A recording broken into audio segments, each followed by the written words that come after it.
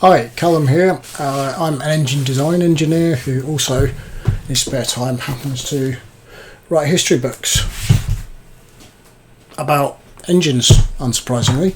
So what we're going to do here is document redrawing a Messerschmitt 109G engine cylinder head in Siemens NX software. So we're going to do that for a lot of reasons. One, because it's fun. Two, it's pretty useful to have when people want to start rebuilding these things, because a lot of these parts are getting a little bit ropey now, and although there are not many flying 109Gs, it's a bit chicken and egg, because there's a reason a lot of them don't fly, and it's not just because it's difficult to land. If the engine doesn't work well, it's not very good, because if the engine fails at an air show, you're probably at low altitude and it normally goes badly. So we can also have a look at some fun stuff with Simcenter tools, which come with NX if you've bought that software suite. So what we're going to do is, when I've finished drawing the cylinder head, we're going to look at the water cooling flow in the cylinder head, because I think that's a problematic area for the engine, and we're going to see if, using modern tools, we can first of all see what's going wrong with the water flow. So that will principally be to see which bits of it are not getting cooled properly when they should be, and we'll see if we can come up with some potential solutions to that. So that will all be interesting. This is quite a big project, because we're going to redraw the cylinder head from the original drawings. We're not going to do what you see some people do online, which is get a few sort of external pictures of the engine and some sort of images from the manual and the installation bits, and kind of make a rough kind of blob that might be the engine, and we're going to use the original drawings. So the solid model we're going to end up with could be manufactured, and it would go on the engine and it would fit and it would work. So that's what we're aiming for. So this is going to take a little while, so this is just the first episode, so bear with me. So let's get into it. So this is a side view we're looking at of the cylinder head. It's upside down, somewhat predictably, because the engine is inverted. And if you look here, we can see that in this drawing here, the liners have been screwed into the cylinder head. So it's a sort of monoblock cylinder head. There's no gasket. So essentially what that means is, across here we're going to join this thing to the crankcase. Normally you would have a cylinder head face about here, where there would be a gasket, and we'd have some bolts. Still getting used to this graphics tablet a little bit, so my skills are going to be interesting with that initially, but I'm only using that for illustrative purposes. So we don't have any bolts here. This whole thing's one piece, so that's what we're kind of dealing with here. So when you're drawing something really quite complicated, like an engine cylinder head, which is about as complicated as it gets, there's a few things you need to bear in mind, irrespective of the CAD software we're using. So what I'm going to do in NX, I'm going to actually make a master part. So what that means is, I'm going to make a separate part file which just has the major planes of the cylinder head in it. So what I mean by that is that stuff like the bore spacing, the positions of the valve axis, and all the major mating faces will be in this master part, and we're then going to create later a child part which will be the actual cylinder head, and will link the geometry features from the master part into the child part. You do not have to do it like that. The reason we're going to do it like that is the master part can also end up being something bigger, so we can put the other engine features in there. So it'll become a kind of engine skeleton model. We call it a skeleton because it's only got the bare bones in it, and you just have lines and planes, so it looks a bit skeletal. So what we have then is, if you've got a full skeleton of the engine, where the crankshaft is, where the bores are, where the valves are, all that stuff, it's a really nice way of making sure that all the stuff is in the right place. And also if we then want to model the crankcase or the crankshaft or whatever, we can export the critical positional features from the master part to those. And if we get down the line and get into checking and we find we've stuffed something up, which will happen many times before the thing's finished, we can just go and tweak some positions in the master part and they'll all filter down through all the child parts we've got. So if you've got quite a few parts like crankcase, cylinder head, crankshaft, cam covers, whatever else, having a single geometry source for the major features is a slight time saver, but we do have to be very careful with how we do it. It's not a completely straightforward thing to do either.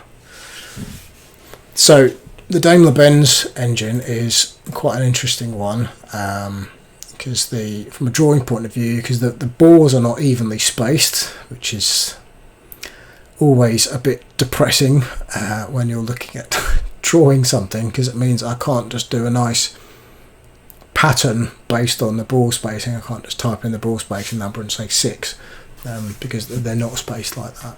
So actually how the bores are spaced are, if we imagine a mirroring line going right down the middle of the engine, so the bores are spaced out from that mirroring line. That's 180 millimeters, and all the other bores are 178 between the centres.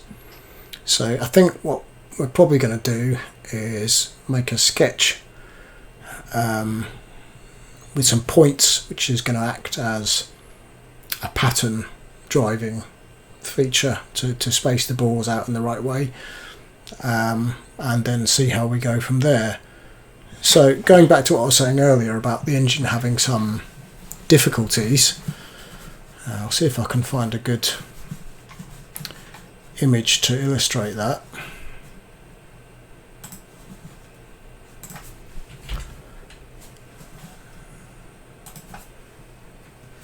So there's a section through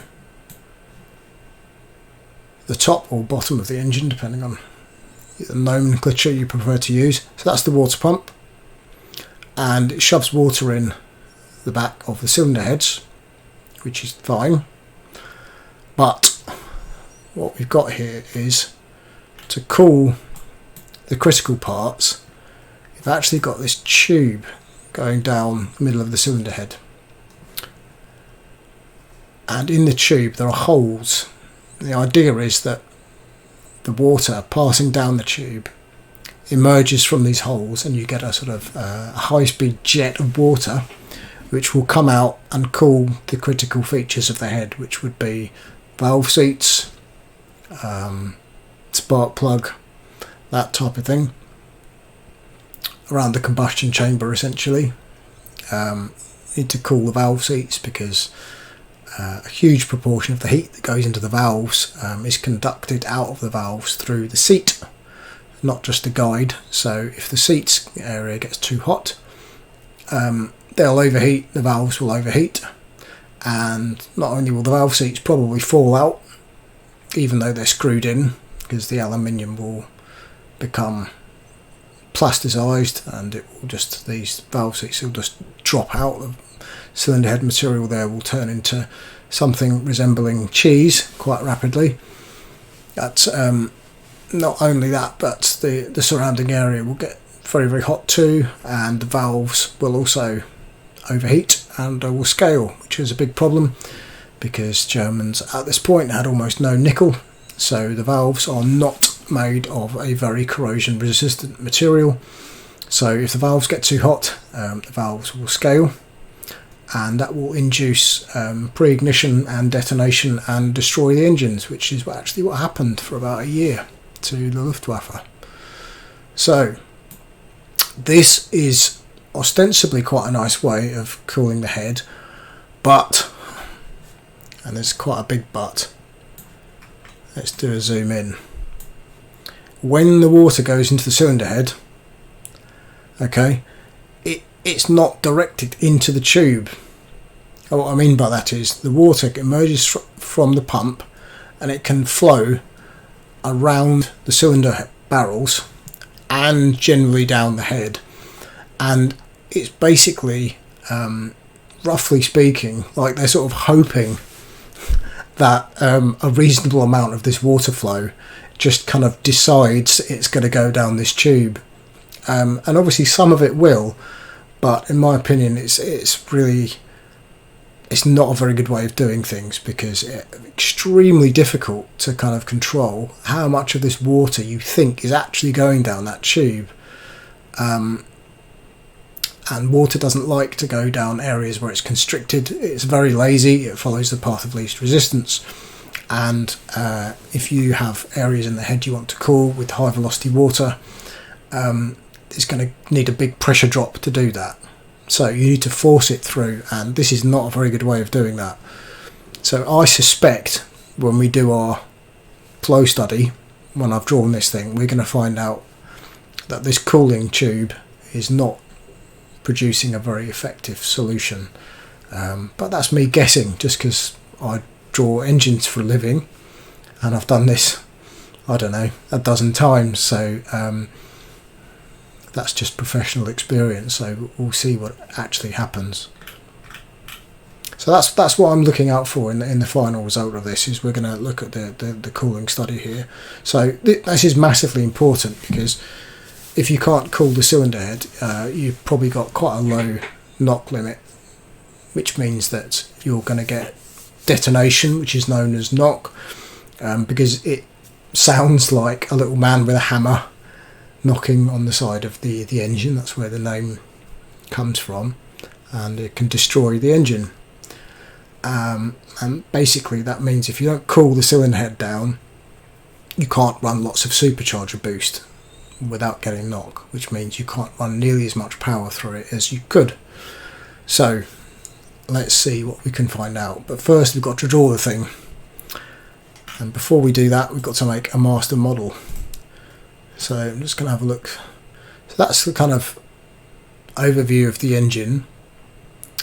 So that's the cylinder head there, that's the crankcase, that's the actual split line between the cylinder head and the crankcase. You can obviously see the crankshaft and all the other bits. Those are the exhaust ports. The spark plugs are all on one side. Is also a very bad idea, but has some advantages, mostly convenience. So going back to the drawing, this is just an assembly drawing, this is not the manufacturing drawing, so we need to have a look at the manufacturing drawings before we can start putting the essential info into our NX part. Well, let's just find a useful looking head drawing to enable us to start doing that. There's quite a lot of stuff going on.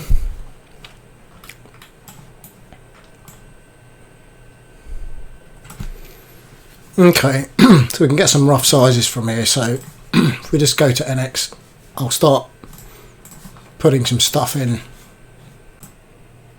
So what we're going to use as a datum for the cylinder head itself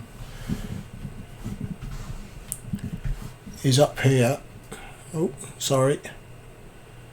So if you look at these two raised sections here, so these are actually used as dowels to the crankcase. So that's how the whole cylinder head locates to the crankcase, is those two dowels. So what we're going to use for the zero is that axis, and then where that intersects with the crankcase, that's about there. So that very badly drawn is going to be the zero datum for the cylinder head CAD model. The crankcase itself, we're going to have to use a different datum system for that. So just doing a new sketch here, the crankcase, we've got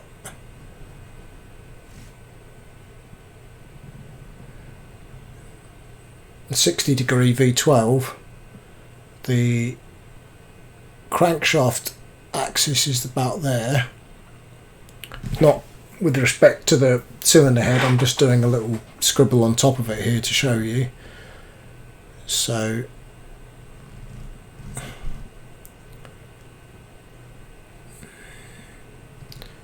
if that's very badly drawn, but basically we've got an offset between the cylinder axis and the crankshaft, so the cylinder axis does not pass through the crankshaft axis. So what we've got here, the way they've drawn it, is from that intersection point to the centre of the crank is 189.5, and the way they've defined it is if we take another line that's parallel to this cylinder bore axis here, we've got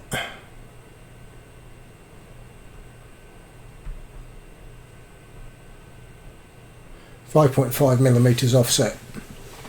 So that, together with the dimensions already discussed of the head being 298 tall, which basically means it's going to grow out from there.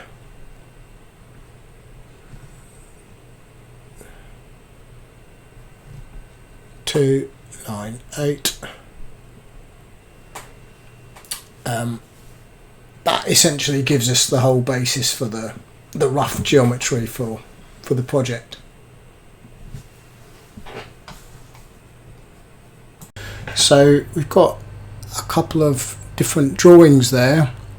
So one is the Swedish license built version, which is on the right, and on the left we've got the early German version, which was later modified a bit, which is similar to the Italian license built version, but I've been struggling a bit to get some of the dimensions lining up, and it's taken me a while to figure out what was going on. So if I just show you what the issues were. Whoops. So what it concerns really is the water distribution tube, which is this thing here, and my graphics pen skills are still shockingly awful. I never usually use one. So basically what you can see here, if you look at where the centre of that tube is, and that line there, goodness me, that's the centre of the head. If we look at the German version, there's no offset, and if you look at where the tube, which is where the water jets come out to cool the really highly thermally stressed parts of the head, like the valve seats, come out, so the tube is sort of tangential to the port here, which is the inlet port, but we've got a really big gap here, and we've got a really big gap here. Now, if you look at the Swedish one, it's almost touching all the three different corners of the different faces of the tube, which is really weird. And so what it turns out is the Swedes have actually changed the cylinder head design. So this tube is bigger in diameter than the German version, and it's also in a different place. So I'm not absolutely sure. I don't think there's a casting change at this point. I think it's just a machining change, but I probably need to get the design in CAD a little bit further down the line before I'm really sure. So the effect of this is, so what you have here is that the tube has holes in the bottom, and there are some in the top actually as well, but basically because the tube's been moved this way, that biases the water flow to the exhaust side of the head, which is obviously the hottest, because the inlet side of the head, you know, the combustion happens roughly equally everywhere in the chamber, but the inlet is cooled by a constant inrush of fairly cool air, probably at about 100 degrees centigrade, because of the supercharger compressing it. It's not going to be atmospheric temperature. The exhaust gases are probably coming out here at about 1,000 though, so you can imagine why the exhaust seat area is going to be much hotter than the inlet. So the Swedes look like they've been trying to reduce the exhaust side temperature of the head, which we know from the German Air Ministry records is a problem in this engine, and so a huge amount of the heat that comes out the valves has to be conducted out through the valve seat, and the rest of it will come out through the guide, and some of it will be cooled by the incoming air in the case of the inlet port, but unfortunately heated in the case of the exhaust port. So if you have a look at the early German drawing, just have a look at the exhaust seat, well, the valve seat. So this part here, that's just a thread, so that's what keeps the valve seats in. They're not shrunk in like modern seats would be, so they're screwed in. So this is a thread area here, and you'll obviously get quite poor conductivity through there, because of the tolerances in the threads. You'll get lots of air gaps in there. You won't actually get a particularly good area for the heat to be conducted out of. So what has been done on the later engines, which is true not just of the Swedish version but also the later German and Italian ones, is this area here, you can see, has been really increased. So they've made it a much deeper cone instead of quite a short 45 degree area, so you get a really big area for heat transfer to the head, and so the water right next to where the valve head will contact the seat. So that probably reduces the valve temperatures, and we know that the valve alloy is quite poor compared to alloyed valves because they don't have very much cobalt or nickel. So we were coating our valve heads in stuff like bright ray and stellite. So stellite's sort of 80% cobalt basically. In addition to that, our valves had quite high nickel content as well, so their valves reduced down to 8% nickel, so very poor corrosion resistance. So they're chrome plated, which is better, came in at about mid 42, but it's still nothing like as resistant to high temperature corrosion than an alloyed valve with cobalt coatings would be. So they've got a bigger problem than we do with valve temperatures, is what I'm trying to say. So yeah, we can see some quite big differences between the Swedish and the German versions, and it looks like the Swedes were trying on their own to sort out some of the DB605 thermal difficulties. So from the drawing dates, this is March 1945, so we're talking right at the very end of the war, so that's quite interesting. So the head design itself is getting there, and just have a look.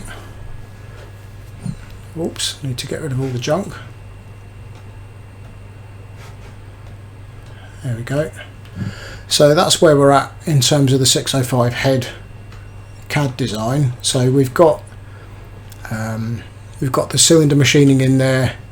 We've got the outside of the cylinder where the water is going to contact, roughly modelled. We've got, that's our injector screw thread, that's the spark plug. So you can see they're very heavily asymmetric, which is interesting. So I think there's a couple of potential reasons for the asymmetry. So one is the plugs don't fire at the same time, so there's a few degrees of crankshaft rotation in between the firing for the plugs, so the combustion conditions at the plug nose will be different from left to right anyway. So there's possibly some motivation there between the quite big geometry differences between the little clearance cuts for the spark plug nose left and right. So we've got just the port side profiles modelled in, so we've got a lot of work to do to get the ports in there, and that's just the machining for the inlet and exhaust valve spring seats and valve guide.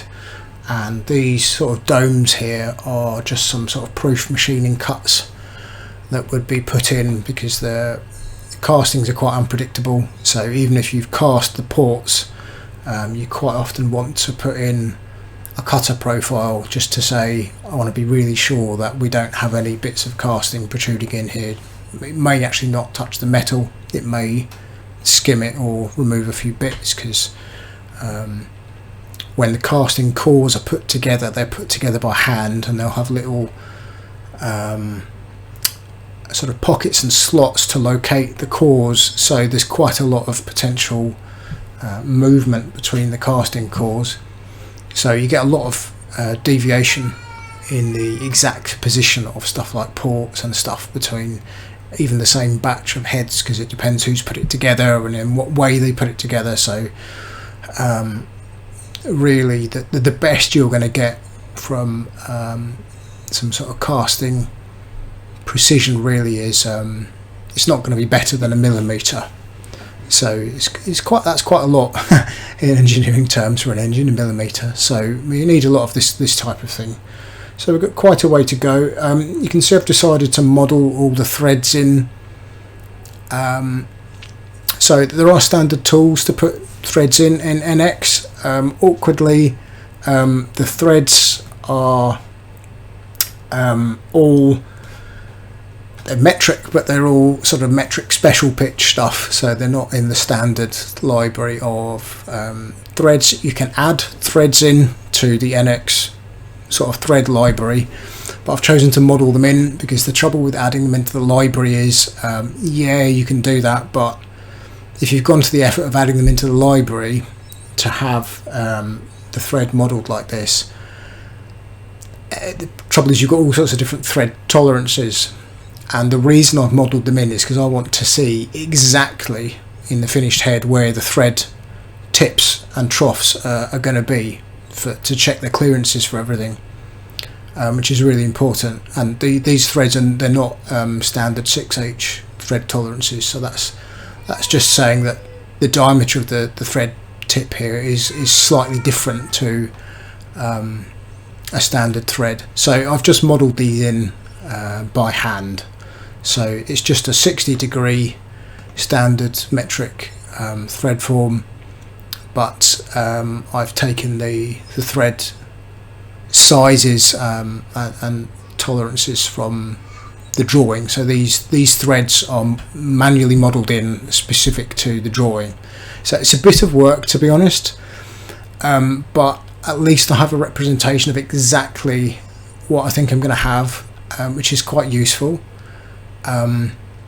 When it comes to putting the head together, the final CAD model, I might turn these off most of the time. The trouble with having loads of threads visible is it's quite a lot of complex geometry that the CAD program's just having to show quite a lot of facets, so you can get a bit of speed degradation. which is why people tend to put in kind of symbolic threads, you know. I really don't like symbolic threads because it's really easy to misinterpret things when you've got a lot of close clearances. For example, some programs will show a symbolic thread with a dot, which will be the pitch of the bolt, which is sort of kind of in the middle of where the threads are going to meet.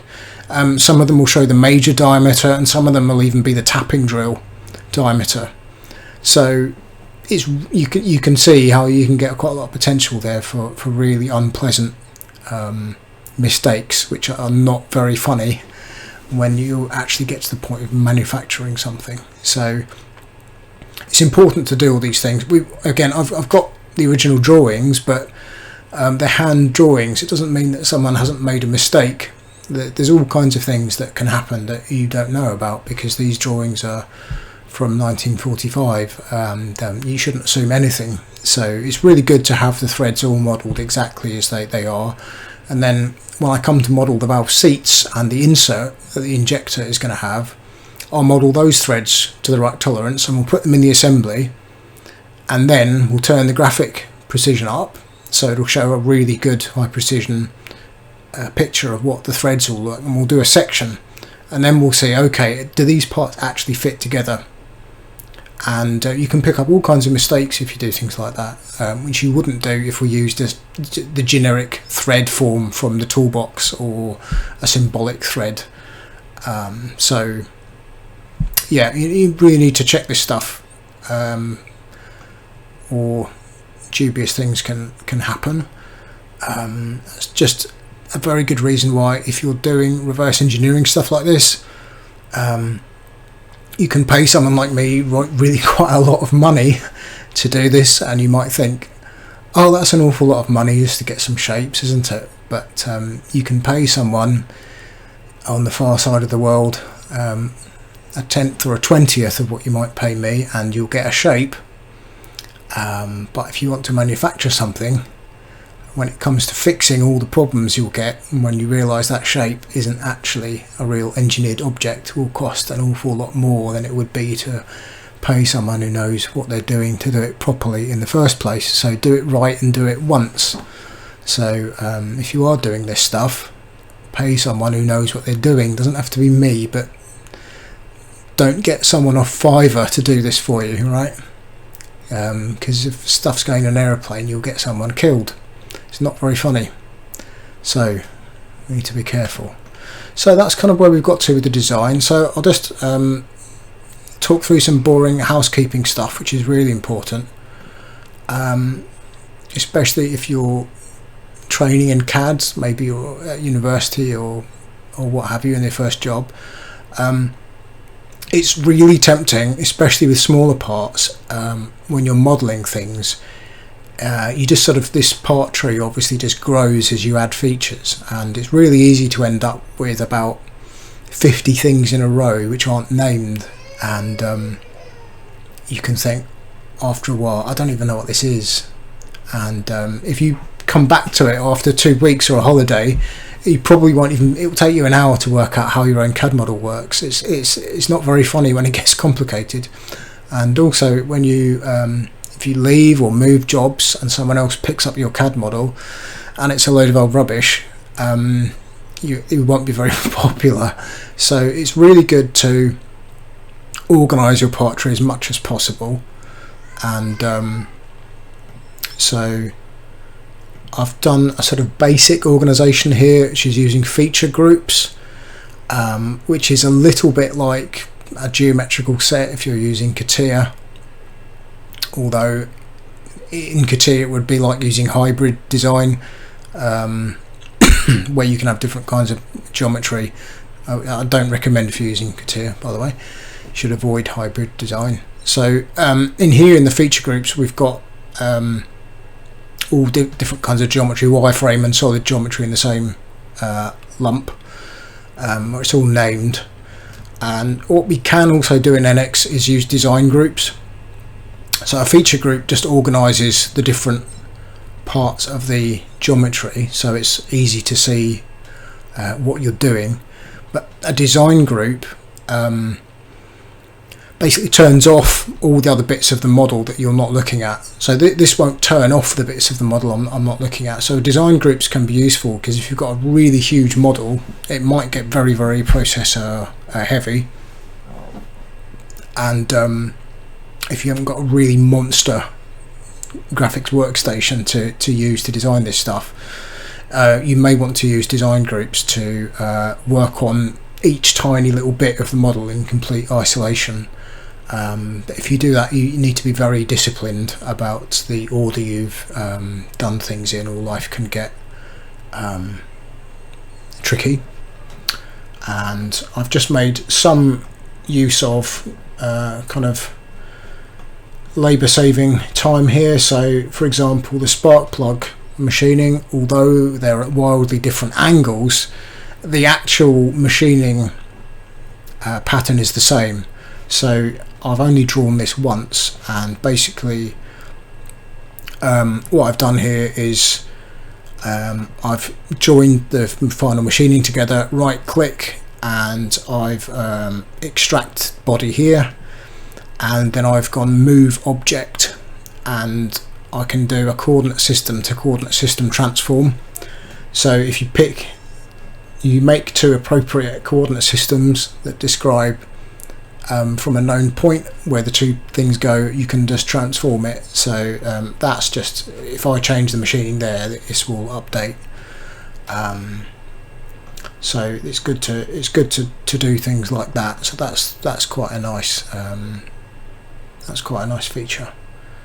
So the next step really is going to be, I think, working a bit more on the port geometry here.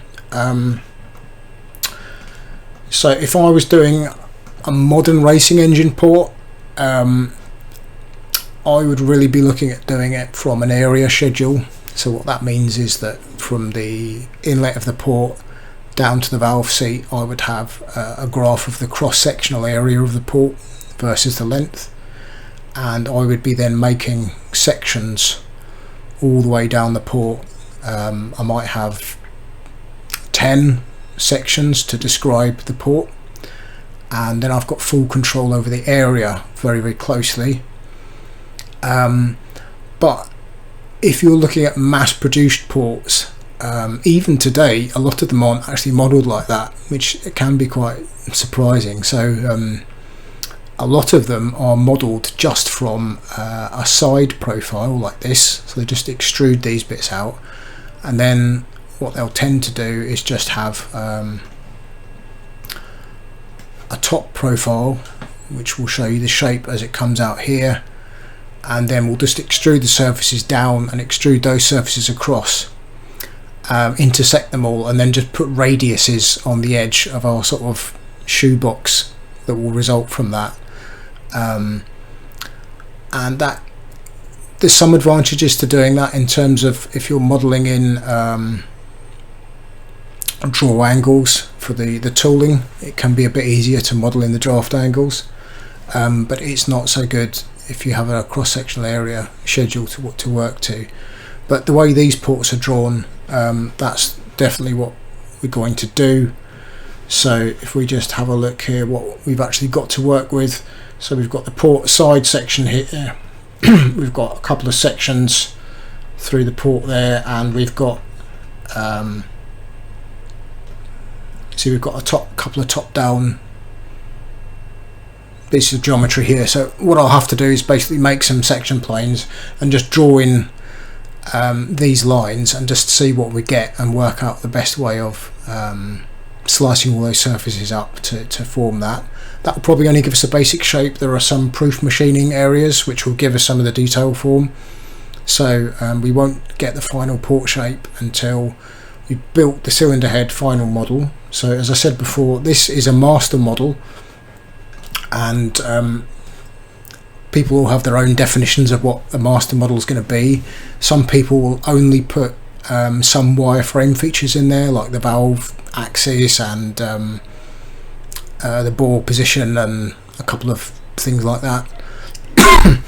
If you're going to make lots of different changes to the engine, that's probably a good way to do it.